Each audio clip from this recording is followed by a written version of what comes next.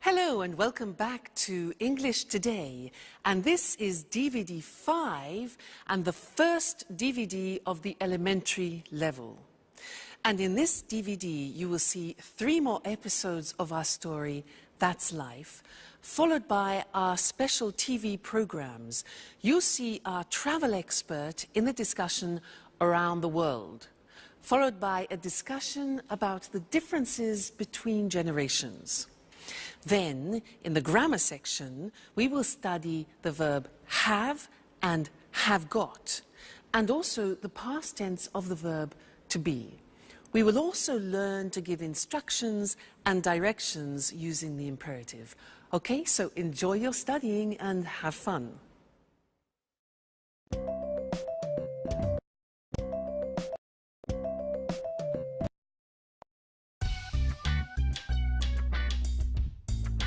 Good morning, Alice.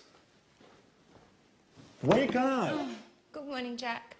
Please give me a cup of coffee. Bring me back to life. I'm still asleep. Here you are. So, what are you doing today? Well, first I'm taking a shower. And after that, I have my daily appointment with Ask the Stars. Ask what? Don't you know it? Sorry, no. It's the horoscope I listen to every morning on the radio. It's fantastic. I can't start my day without it. How can I go out in the morning without the advice of Ask the Stars? Please, Jack, this is not a joke. Our entire life is driven by planets. By the way, what are you doing today? Well, I'm going to work, just like every day. And today is Tuesday, isn't it? I have to go to the karate gym. Wow. Are you doing anything this evening? No, I don't have anything planned. Well, Sharon, Anne and I are going to the cinema. Maybe Peter is coming too. Would you like to come? That sounds great. Which film? We're seeing Interview with the Vampire. Not that film, guys. I hate horror films. Why don't we go to see the latest Julia Roberts film? Oh, please. We don't need more romance. We already have our love story in the apartment next to us. With Peter and Sharon, I mean. Okay, you are right. Let's go to see Interview with the Vampire then. Well, I think I prefer to stay at home. Now I've got to go to work. See you later. Is everything okay, Jack? Yes. Why? It's late, that's all. Bye. Bye.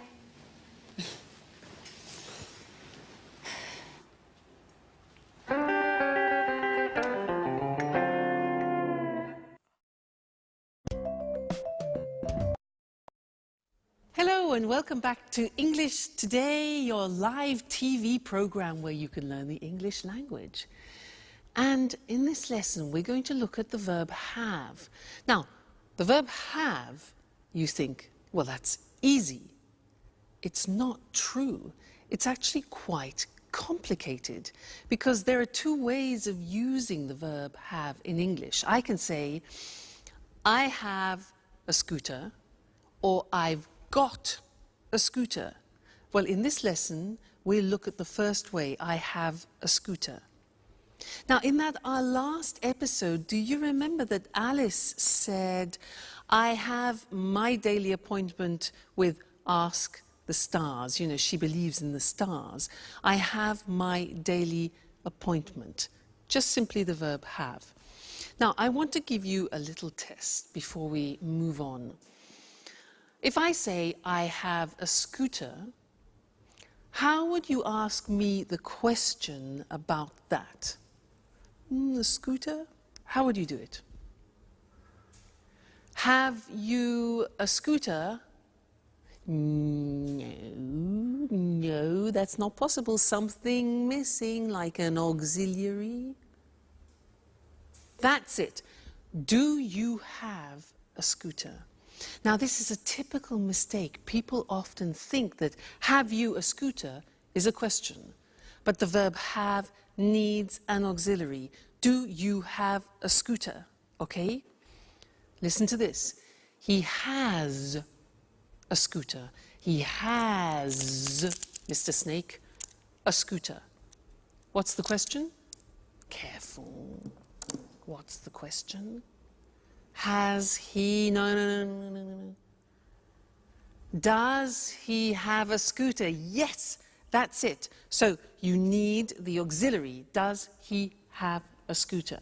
Fantastic. Let's look at the screen and check on that. So, the verb have. I have blue eyes. You have a new car. She has, third person, psst, Mr. Snake, S. Look at the spelling, H-A-S. She has a cat. He has a dog. It has 4 doors. We have a garden. You have a course, an English course. They have 3 children. Now the negative. I don't have blue eyes. You don't have a new car. She doesn't, look at the pronunciation, she doesn't have a cat. He doesn't have a dog. It doesn't have 4 doors. We don't have a garden. You don't have a course. They don't have 3 children. Okay? The question, do I have blue eyes? Do you have a new car? Does she have a cat? Does he have a dog? Does it have 4 doors? Do we have a garden? Do you have a course? And do they have 3 children? Okay, so that's the verb have. Don't forget the auxiliaries do and does. Now, another interesting thing about the verb have is that often we use it in special expressions which make up verbs with particular meanings. And in other languages, in these situations, you hear make. Let me show you. We say to have breakfast, breakfast in the morning, to have lunch, 1 o'clock, and to have supper. So to have breakfast, to have lunch, to have dinner. Now dinner is what time? Dinner and supper, what's the difference? Dinner at 8 o'clock in the evening. Supper is something we have at about 10:30 or 11 o'clock at night. All right? So we use the verb have for these. We don't say to have a breakfast, but to have breakfast, have lunch, have dinner, have supper. Other things, we say to have a cigarette. We say to have a cup of coffee, to have a drink of any sort. We also say to have a shower in the morning, you know, to have a shower. In other languages, they use make a shower or make a bath, for example. But in English, we say to have a shower, to have a bath in the bathroom. We also say to have a rest. We say to have a party. Did you have a good party?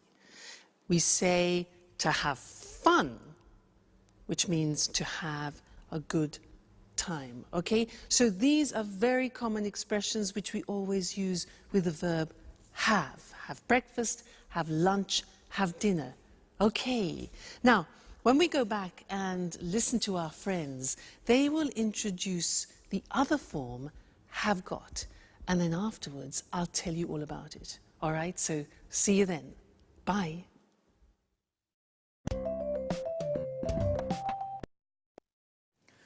Fly me to the moon, let me... Have you got a moment, Peter? I've got a problem with my computer. I don't know very much about computers. And I'm going out. They're waiting for me at the theater. Always busy, huh?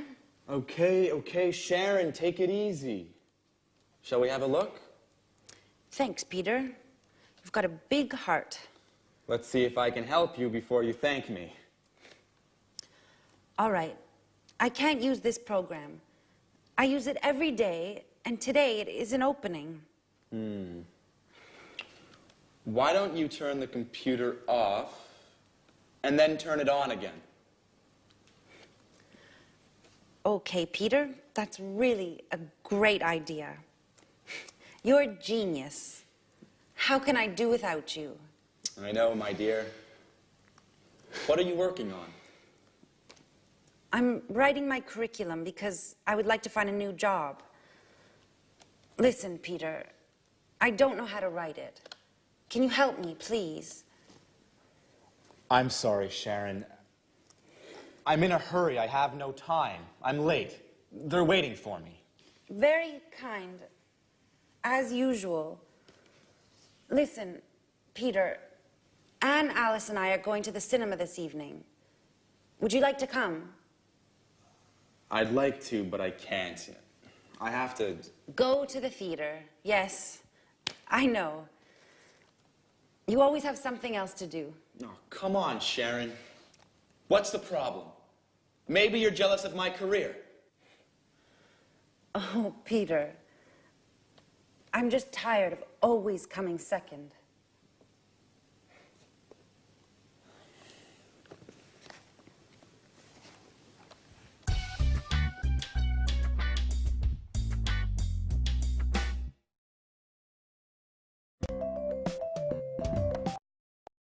Hello and welcome back. How are you all? Did you notice that Sharon is tired of coming second? Well, I understand her. If you live with a musician, you need to be very patient. Now, Sharon said in that last episode, she said, "Have you got a moment?" Then she said, "I've got a problem with my new laptop." Have got. And this is what I want to study with you now. The second use of have got. Now, in order for you to understand it better, let's do something in a typical context where we would use have got. Let me tell you about my present situation. I'm in a flat, but I have to leave the flat and find another one. And I saw an advertisement in the newspaper for a flat which looks quite interesting. So I want to call the owner of the flat and ask him some questions, all right? So listen to what I say, all right? Now, his name is Mr. James. 4, 6, 5, 6, 7, 8, 9, 7. I hope he's in. Let's see. Mr. James. Hello, Mr. James? Yes, hello, my name is Louise Evans and I saw your advertisement in the newspaper for a flat and I wondered if I could ask you some questions. Great, okay. How many rooms has it got? Yes, okay, so 2 bedrooms, good. A living room, a kitchen, bathroom and toilet, very good, fine. Has it got a garage? No, okay, so I have to park my car in the street. Okay, fine. And a garden, does it have a garden? No, okay, a small balcony on the 2nd floor. Good, fine. And has it got central heating? Central heat, yeah. And kitchen electricity, oh, well, okay, an electric kitchen is fine, why not? Another thing is air conditioning. It gets very hot in England in the summer now. No, all right. Does it have easy access to public transport? Oh, good, so there's a tube nearby. Fantastic, good. Another thing is, has it got big windows? Because I love a lot of light. Small windows. All right. Has it got any views? The road and the neighbour's garden. Okay. And one more important thing. How much does it cost a month? £1,250. Right. Okay, thank you very much. Yes. Yes, I'll think about that and I'll call you back. Okay, fine. Thank you very much. Thank you. Goodbye. Bye. Bye. £1,250? Oh my God, that's a lot of money for a flat. I can't afford that. It's impossible. Now, did you notice that I used has it got a lot as a construction? Has got, have got. That's what I want to talk about. Now, this construction have got was introduced into the English language to describe possession, in fact. But now we use it in different situations, not only possession. So the Americans, in fact, use the verb have more than have got. In British English, we use have got a lot. All right, now let's have a look at the construction. So in the positive form, I have got gets contracted to I've got. I've got some money. You have got becomes you've got. You've got a scooter. She's got, she has, she's. Looks like the verb to be, but it is in fact has. She's got long hair. He's got a shop. It's got a balcony. We've got a house. You've got some CDs, and they've got some plants. All right? So that's the positive. Now, the negative. In the negative, the auxiliary have turns into a negative auxiliary. So, I haven't got any money. You haven't got a scooter. He hasn't got long hair. She hasn't got a shop. It hasn't got a balcony. We haven't got a house. You haven't got any CDs, and they haven't got any plants. So hasn't and haven't. And then in the questions are easy. We use have or has. So, have I got any money? Have you got a scooter? Has she got long hair? Has he got a shop? Has it got a balcony? Have we got a house? Have you got some CDs? And have they got some plants? So it's not really difficult grammatically. You have to remember the auxiliary have and has, and then remember to put got. All right? Now, you'll come across this a lot, especially in subtitles in films. So watch out for it, and we'll keep practicing it. Great! So that's the end of this lesson, and I'll see you again live very soon. Bye.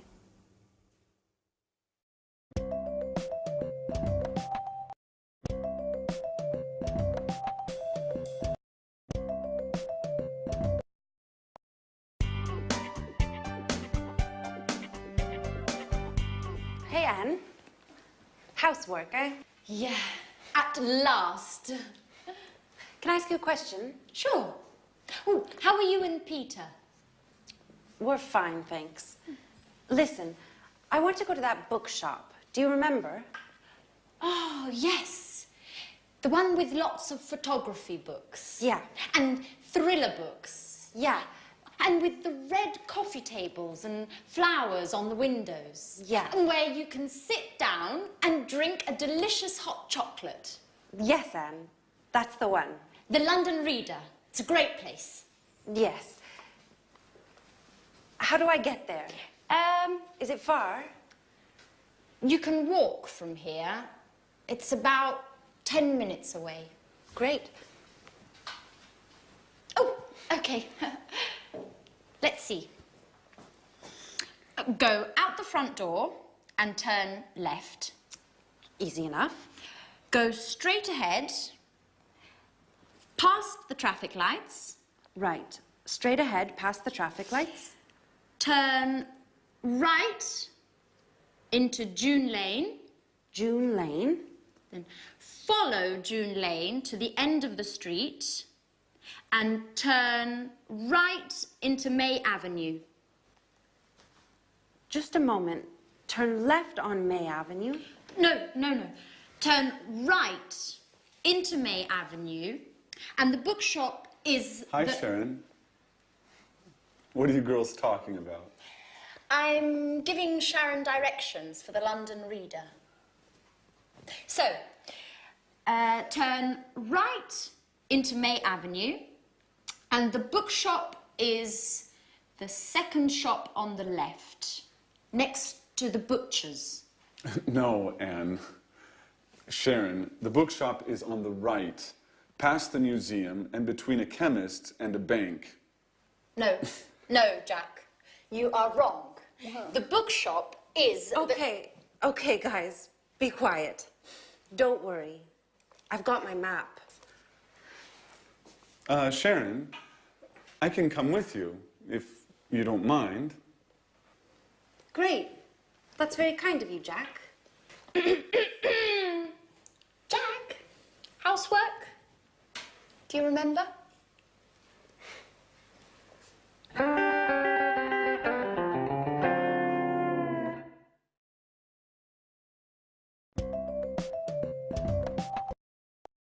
Hello and welcome back again. Now, Anne's a bit jealous, isn't she? I mean, how can she attract Jack if she asks him to do the house cleaning? I mean, she's more like a mother than a lover, isn't she? Well, anyway. Now, she gave some directions to Sharon because Sharon wants to go to the bookshop. And actually, Mr. Monkey wants to go to the same bookshop. So I want to test those directions to see if they work. Let's imagine this is the bookshop, okay? Mr. Monkey wants to go there. So let's see her directions. So go out of the front door and turn left. Okay, Mr. Monkey, turn left. Great. Then go straight ahead. Go straight ahead until the traffic lights, you know traffic lights? Traffic lights are red, amber, green. Okay, traffic lights. And at the traffic lights, turn right, like that, into June Street. Okay, follow to the end of the street. Then turn right again. Okay, and go down May Avenue. This must be May Avenue. And the bookshop is the second on the left. 1, 2. Here's the bookshop. They work. Now, I was using the language of directions. So I want to go to the screen now and show you that language, the language we use for giving directions to people. All right?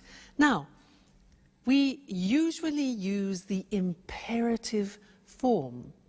What is the imperative? The imperative is just the infinitive form of the verb.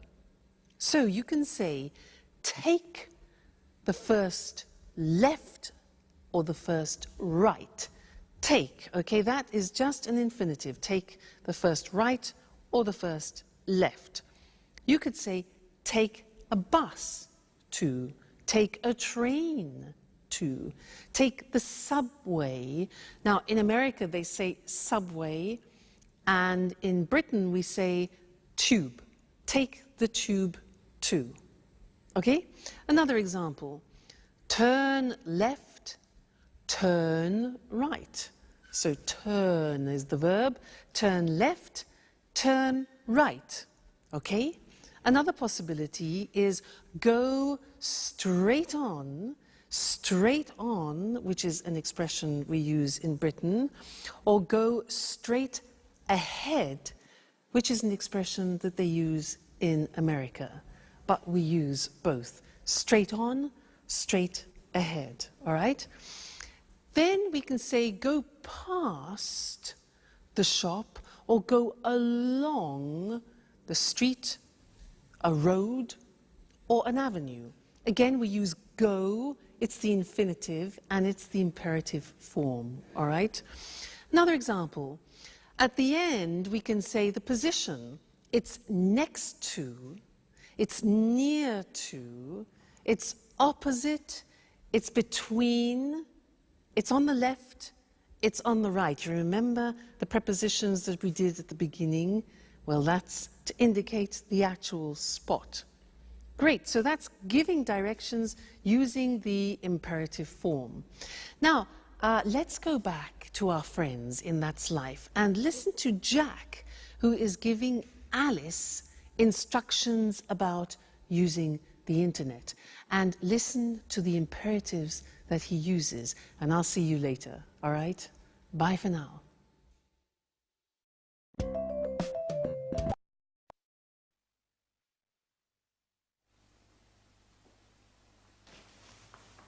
Hey, Alice. What are you doing? Do you mind giving us a hand with the housework, please? Can't you see? I'm cleaning the computer. I see. I see. Why is the computer on? Just a moment. I don't understand how to connect to the internet on this computer. Can you help me? Okay, but just for one moment. Thanks, Jack.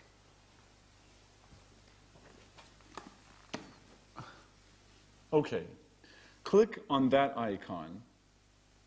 What's an icon? That symbol on the screen. Do you mean this picture of a telephone? Yes, click on that. Right. Now what? Enter your username and password. Okay. And click on that button there. Click on the button. And now you're connecting to the internet. Hey, that's easy. It's very easy, Alice. You are hopeless with computers. And with housework, too. Come on, Alice. It's time to clean up this mess now.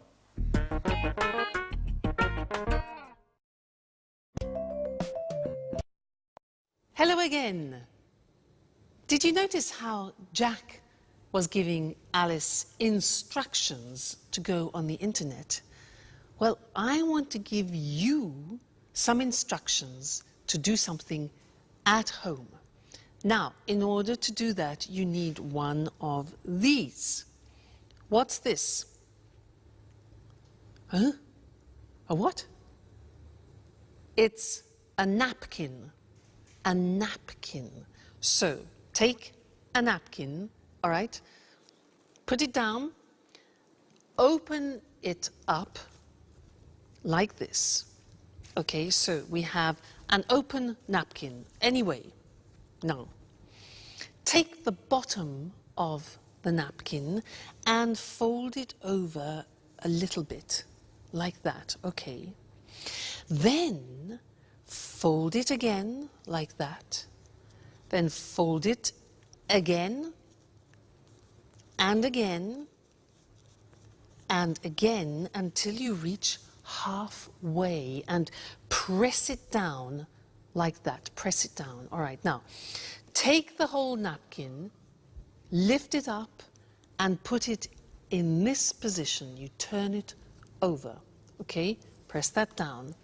Now, take the bottom of the napkin and fold it in half over like this. Again, press it down well. Now, take this part of the napkin here on the right and fold it right down along the folds on the left. Press down.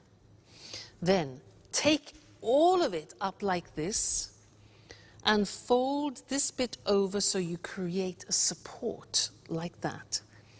Then turn it around and bing! There you have something nice to decorate your table with. A romantic dinner, for example. All right? So I gave you instructions in order to do that. And we're going to look at that on the screen, because I used imperatives to give you the instructions as I used for giving directions. All right, so let's see. Let's use some other examples related to the computer and the internet. Plug in the computer. Now you notice we use plug, which is the infinitive form, and we use it for both you, singular, and you, plural. So, plug in the computer, ding, switch it on, connect it to the internet, and ding, click on the internet icon. All right, so imperatives, they're all infinitive verbs. Now, the negative, if you want to use the negative of the imperative, we say do not, which is contracted as always in English, and we say don't click too many times, or don't press the exit button, or don't overload the desktop. Okay, so this is the negative imperative form. Very interesting, that. And don't forget to be here for your next lesson. All right? See you then. Bye.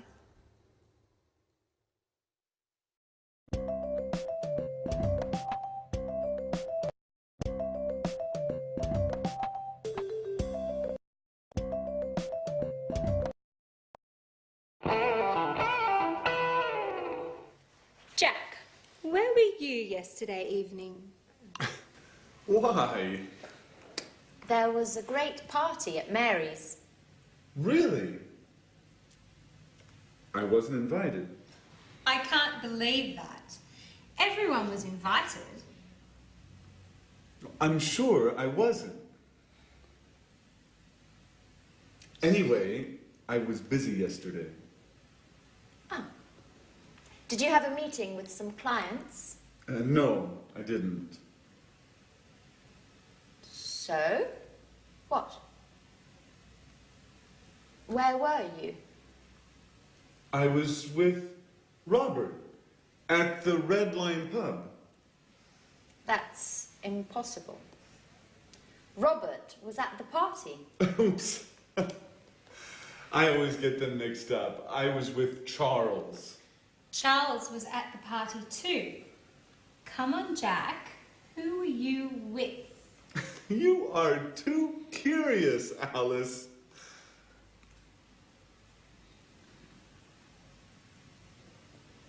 Okay. I was with a girl. Uh-oh. And? And what? Well, what's her name? Do we know her? How old is she? Stop, Alice, stop. It's none of your business. Okay, you don't want to tell us. That's okay. I like mystery. It makes life exciting. Well, let's change the subject. Peter, where were you yesterday evening? Why weren't you at the party? I was at the theater. We are preparing the performance. And you, Sharon? Where were you? Me? Where were you? I was at home watching a film on TV. Which one? The latest film starring Nicole Kidman. What's the name? Yes, Moulin Rouge. Really? That's strange. I remember. Here, look, it's on TV today. Really? Oh, they always show the same stuff on TV. Oh, don't get up. I'll get the door.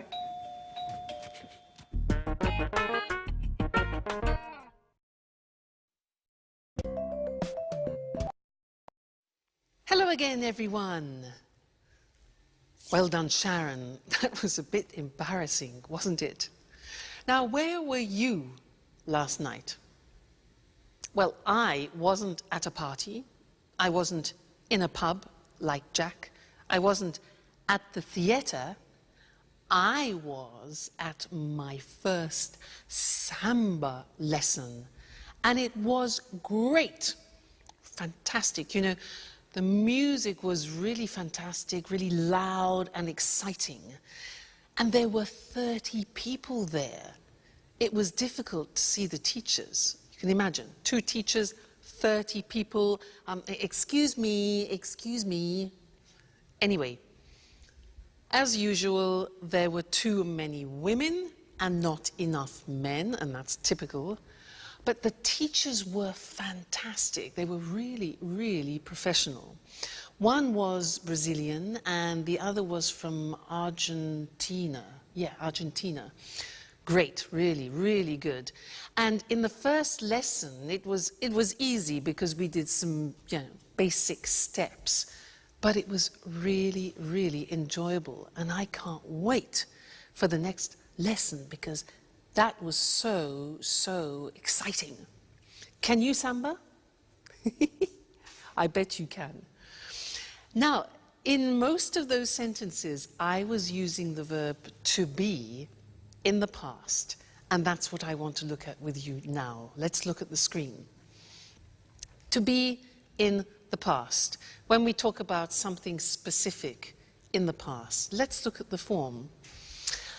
I was in New York last year.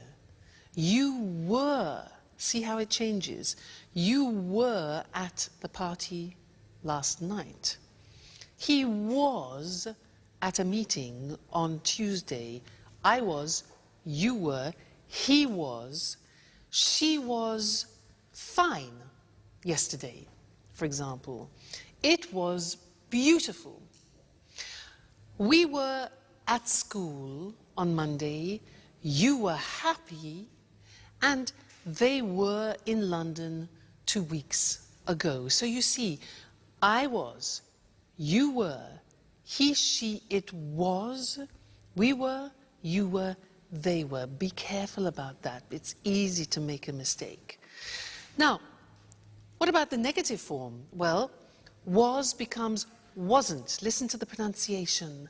Wasn't, wasn't, okay? So, I wasn't on time this morning. You weren't here yesterday. He wasn't at the party last night.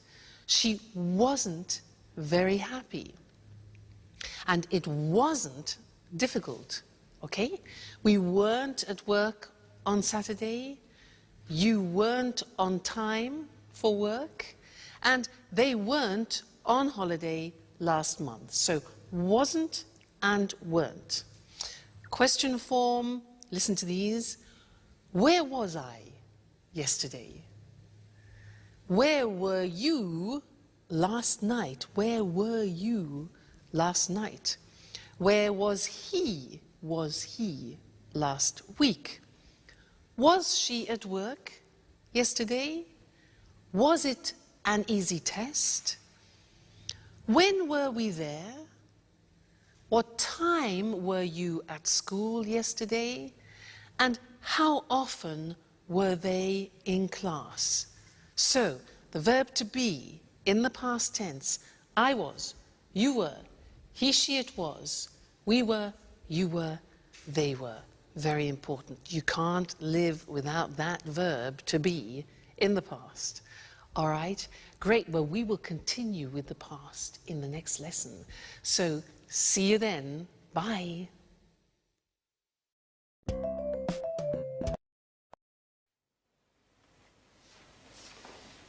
There's a postcard for you, Alice. For me? Oh, it's from my father. He was in the Bahamas last week. Really? I was in the Bahamas last summer. Just you? Oops. Sorry, Sharon. We were in the Bahamas last summer. It was sunny and hot. Perfect weather for swimming and relaxing. It was fantastic. Fantastic.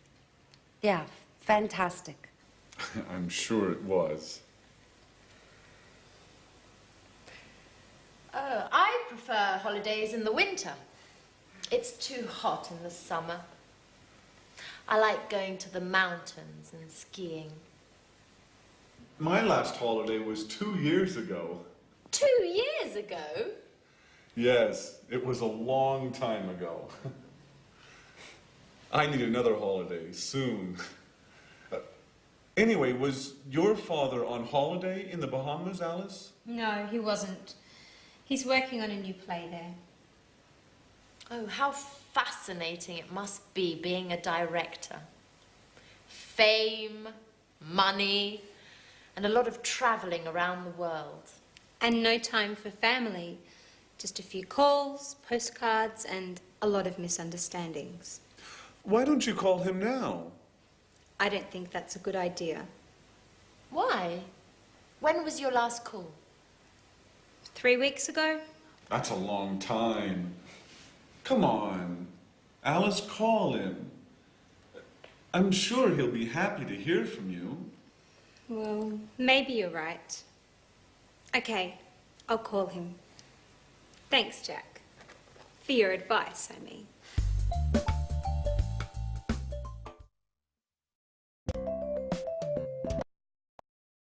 Hello again for another important lesson. We're in the past tense.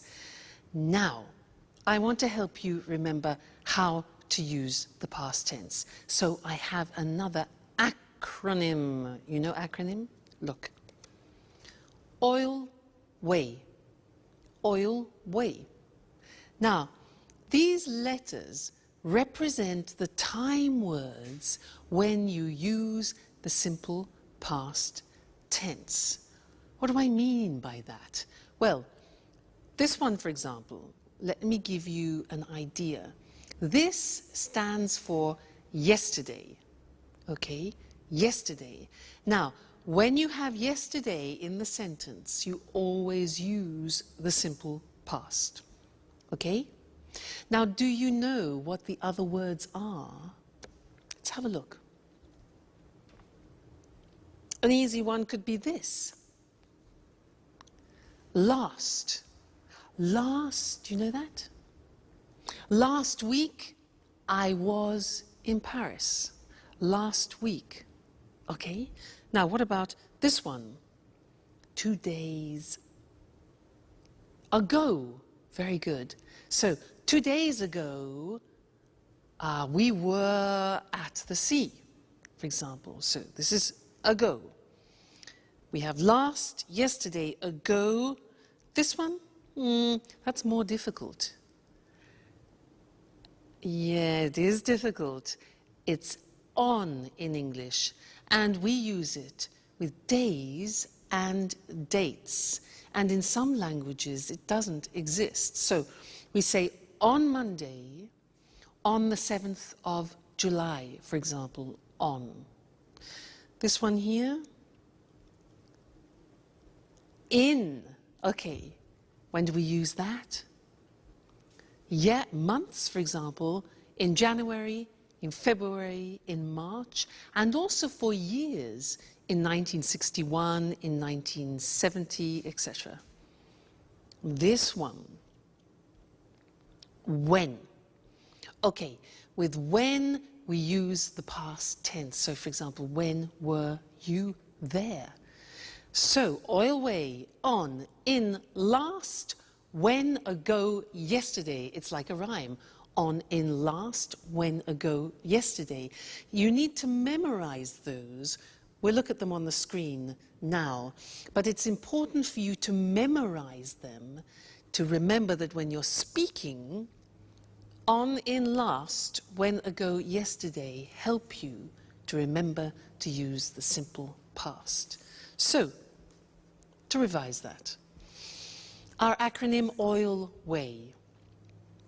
On we use with days or specific dates. So, the party was on Friday, or he was in London on the 2nd of March. Okay, the date. Then in with a specific year or with months. So, for example, she was born in June in 1976. Next, last. Last with, for example, the previous week, last week or month or year. So the examples are, they were in Vienna last month. When. Now, when with a past time clause, sometimes in the question, sometimes in the middle of the phrase. So, I was very happy when I was a teenager. Okay, that's when. Then ago, for example, 2 days ago, 2 months ago, 3 years ago. We were at the meeting 3 weeks ago, right? And then the last one, easy, yesterday, with the previous day. So I was at the cinema yesterday. All right, always, don't forget it, memorize it. On, in, last, when, ago, yesterday, always with the simple past. All right, that'll open up a world for you. Great. We will still do more about the simple past. It's an important tense. But the verb to be is often the one which people forget.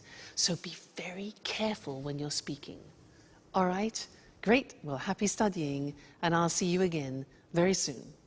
Bye.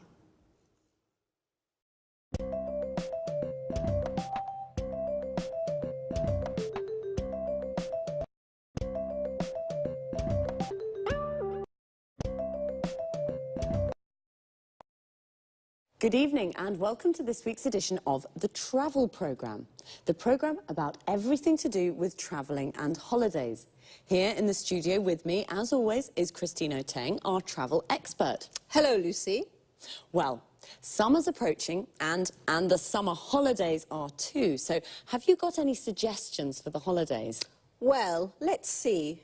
Are you bored with your usual holiday? Are you tired of beaches or trips to the mountains? Would you like to say no to museums, city tours and shopping? Well, why don't you try something new and exciting? What exactly do you have in mind? How about a holiday hunting for ghosts in a castle in Great Britain?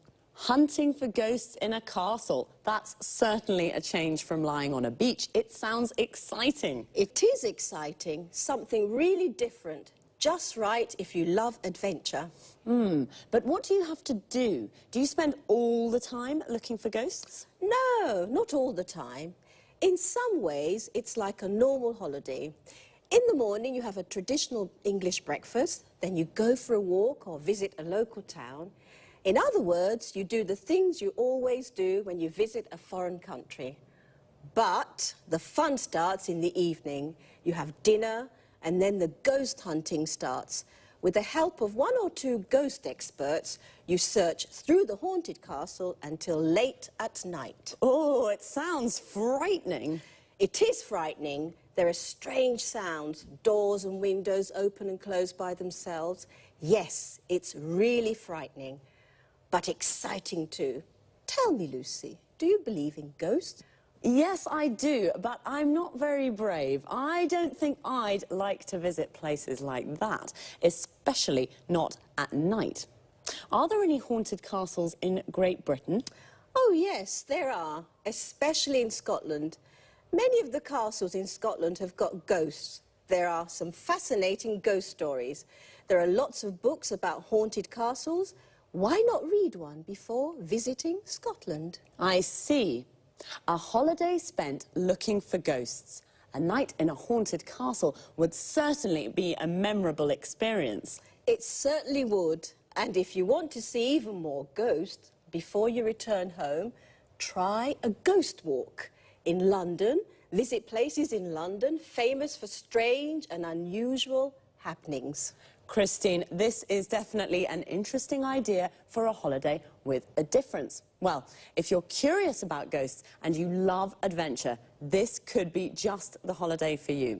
Thanks, Christine, for this unusual holiday idea. You're welcome. Goodbye. And goodbye to all travellers. See you again soon. Do you believe in ghosts? To believe in ghosts means you think that ghosts exist. If you do, then you say, I believe in ghosts. We say that a castle is haunted when it has a ghost or more than one. We say it's a haunted castle. Now, there are lots of different kinds of holidays, and the holiday Christine just told us about is an adventure holiday.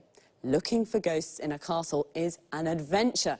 But personally, I prefer beach holidays. They are definitely more relaxing. Or perhaps you prefer city holidays. A city holiday is when you visit a city.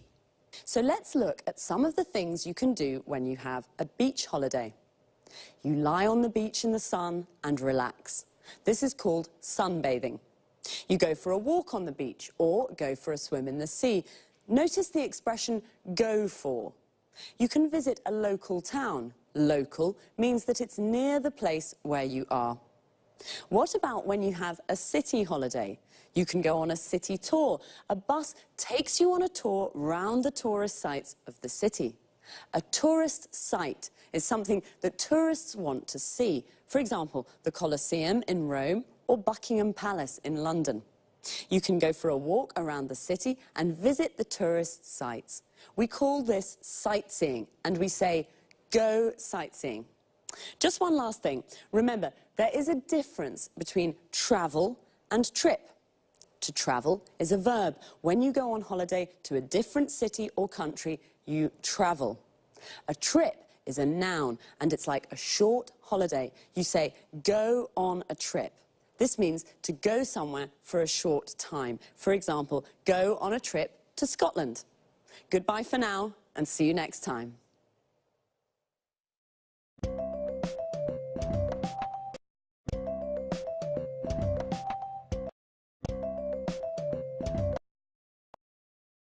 Good evening, and welcome to this week's edition of Let's Talk, the Saturday debate with our commentators, Tom and Marie.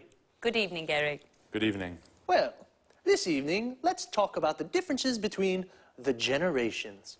What do you think about this issue, Tom? I think that over the last 50 years, lifestyles have changed a great deal. There's been a lot of progress. New technologies have helped here. Think about healthcare. It's very good today. Television and internet tell people about the world and what's happening. So, lots of progress. Do you think life is easy today? Yes, I think it is. There are lots of opportunities for everyone. Let's take travel as an example. In the past, it was impossible to travel a lot. Today, we can fly to lots of cities in Europe, and it's very cheap. I'm sorry, I don't agree with you, Tom. I mean, it's true that lots of things are easy now, but there are also lots of things to worry about, and there's lots of stress. In the past, life was simple. It was all about the family and family values. Do you think that people today are confused about how to live life? That's exactly what I mean. Today, people marry when they're 30 or 35. When my grandmother was young, it was usual to marry young and start a family. Well, things are different today. I mean, women work now. 50 years ago, only a minority of women worked. I think this is very important for female emancipation. I agree with you, Eric. Today, women are fulfilled. They play an important role in society. Yes, but it's not easy for women. They have less time for the family, the children, and the housekeeping. I'm not sure that my grandmother would agree. Life was hard for her. There weren't any washing machines, or dishwashers, or vacuum cleaners. She was the washing machine, the dishwasher, and the vacuum cleaner. And after all that work, there was nothing to do. She stayed at home all the time. Today, people go out 3 or 4 times a week to the pub, to the cinema, or to the disco. My grandparents were always at home. Well, life is definitely different now. According to Tom, life was hard in the past. Now everything is easy. Marie doesn't agree. She thinks that life today is difficult and that people have lots of cares, worries, and stress. And what do you think? Well, it's time to say goodbye to our commentators. Goodbye. Goodbye. And we'll see you again soon on the next edition of Let's Talk.